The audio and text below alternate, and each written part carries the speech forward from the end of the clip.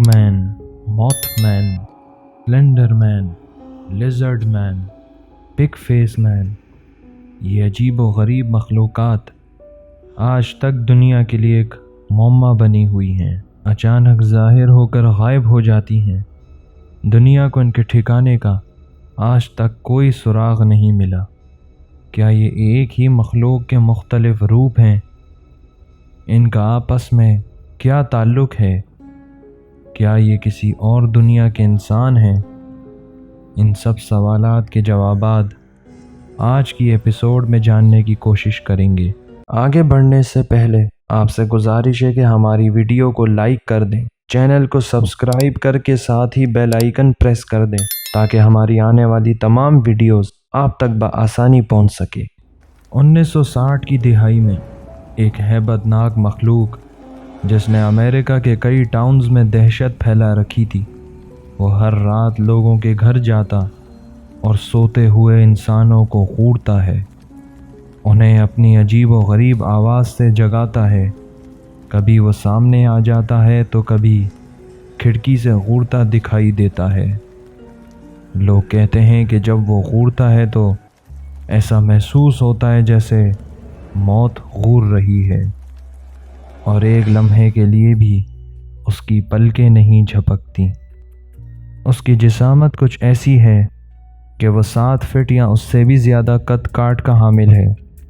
غیر معمولی چوڑے چوڑے کندھے، چھوٹی چھوٹی اور ایک دوسرے سے دور 2 لمبی آنکھیں اور ایک چپٹی ہیبت زدہ ناک۔ چہرے پر بھیانک اور دہشت زدہ ایک وسیع مسکراہٹ بکھیرے اپنا شکار کرتا ہے کہ دیکھنے والے کی روح کانپ اٹھے۔ 1 پیس باڈی فٹ لوہے کا سوٹ پہنا ہوتا ہے جس پر روشنی پھوٹتی نظر آتی ہے۔ چہرہ تو مسکراتا ہے لیکن آنکھوں سے ظلم اور بھیانک دہشت جھلکتی نظر آتی ہے۔ اس مخلوق کا نام دی گریننگ مین ہے۔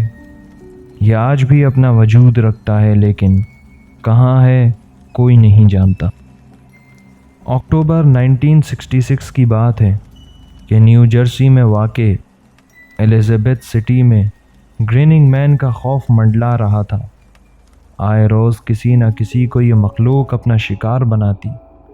ان واقعات میں روز بروز اضافہ ہو رہا تھا کہ ایک رات 9:45 بجے 2 بچے مارٹن اور جیمز فلم دیکھ کر گھر جا رہے تھے۔ وہ چلتے چلتے دوسرے روڈ پر 30 فٹ انڈر گراؤنڈ ٹنل سے گزرتے ہیں جہاں وہ بالکل اکیلے تھے۔ ہر طرف اندھیرا چھایا ہوا تھا اور وہ ٹنل اس وقت سب سے خطرناک جگہ تصور کی جاتی تھی، خاص کر کے بچوں کے لیے۔ ٹنل کے دونوں طرف چین فینس بنی ہوئی تھی اور اس فینس کے پار ایک ڈھلان تھی جو اس ٹنل کے نیچے جانے کا راستہ تھا۔ چلتے چلتے وہ دیکھتے ہیں کہ فینس کی دوسری جانب جھاڑیوں میں ایک غیر معمولی طور پر لمبا شخص چمکتا ہوا گرین سوٹ پہنے کسی گھر کی جانب گھور رہا ہے۔ وہ گھر کسی اور کا نہیں بلکہ انہی 2 بچوں کا تھا۔ کچھ سیکنڈز بعد اس نے اپنی نظریں ہٹا کر ان بچوں پر جما لی۔ چہرے پر وہی خوفناک وسیع مسکراہٹ۔ وہ دونوں کافی خوفزدہ ہو کر وہاں سے بھاگ نکلے۔ وہ کہتے ہیں کہ آج تک اتنا لمبا اور ڈراؤنی انسان نہیں دیکھا۔ اس زمانے میں ڈاکٹر جان جو UFO اور ایلینز پر ریسرچ کر رہے تھے، انہوں نے حیرت انگیز انکشافات کیے۔ وہ کہتے ہیں کہ اپنے شہر نارتھ الزبتھ جہاں اس مخلوق نے خوف مچا رکھا تھا، UFO کے لینڈ کرنے کے بعد سے نظر آنے لگا ہے۔ ان کا ماننا یہ تھا کہ یہ کسی اور دنیا سے آئی مخلوق ہے۔ اب یہ واقعات الزبتھ تک محدود نہیں رہے۔ 3 ہفتے بعد ووڈرو جو ویسٹ ورجینیا میں ایک سلائی مشین کی کمپنی میں سیلز مین تھا، کہ ایک رات کام سے گھر لوٹ رہا تھا تو اچانک ان کی گاڑی کے سامنے ایک بڑی سی چیز آسمان سے اتر کر بیچ راستے میں رکی اور اس میں سے وہی بھیانک شخص باہر نکلا، چہرے پر دہشت زدہ مسکراہٹ اور میٹل کا باڈی فٹ سوٹ پہنا ہوا۔ لیکن یہ پہلے والے سے تھوڑا مختلف تھا۔ اس کا سوٹ گرین کے بجائے بلو کلر کا تھا، جس پر روشنی پھوٹتی دکھائی دے رہی تھی۔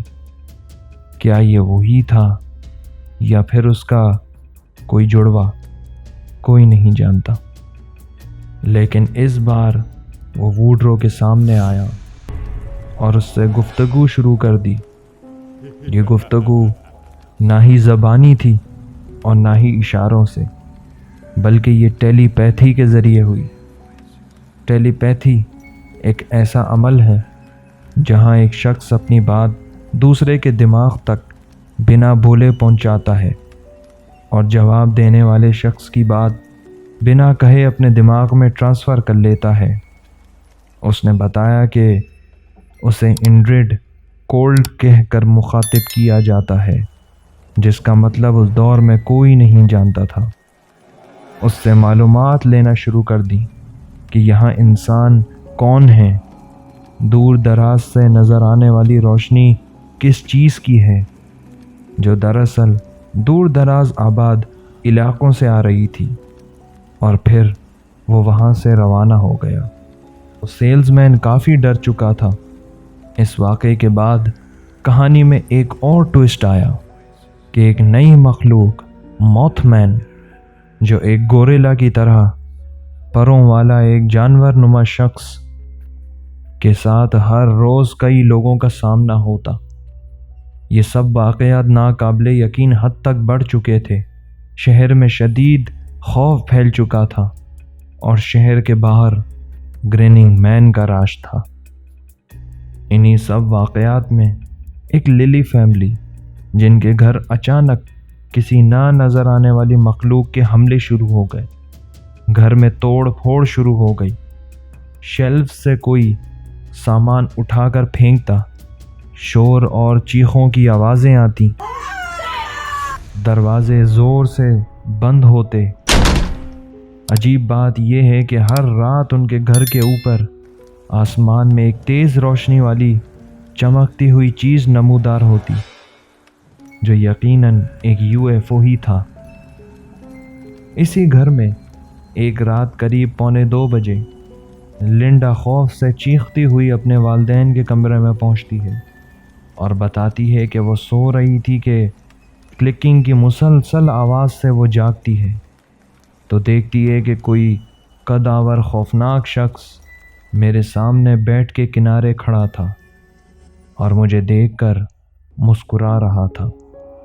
وہ دھیرے دھیرے میرے بالکل قریب آ گیا۔ خوف سے میں نے خود کو کمبل میں چھپا لیا۔ تھوڑی دیر بعد جب کمبل سے باہر نکلی تو دیکھا وہاں کوئی موجود نہیں تھا۔ اس واقعے کے بعد لنڈا کئی ہفتوں تک اپنے کمرے میں نہیں گئی اور گھر میں جو توڑ پھوڑ اور چیخ و پکار مچی ہوئی تھی اچانک تھم گئی۔ ایلزابتھ سے نمودار ہونے والی یہ مخلوق ویسٹ ورجینیا اور اب میساچوسیٹس میں دکھائی دینے لگی۔ یہ واقعات اس قدر بڑھتے اور پھیلتے گئے کہ نیوز پیپرز میں چھپنا شروع ہو گئے۔ ہر جانب اس خوفناک دشمن کا خوف منڈلا رہا تھا۔ یہ سب صرف US تک محدود نہیں رہا، بلکہ اور بھی ممالک اس کی لپیٹ میں آئے۔ اگر آپ مزید اس مخلوق کے بارے میں دلچسپی رکھتے ہیں تو ہمیں کمنٹس میں ضرور بتائیں۔ ہم آپ کے لیے پارٹ 2 لازمی بنائیں گے۔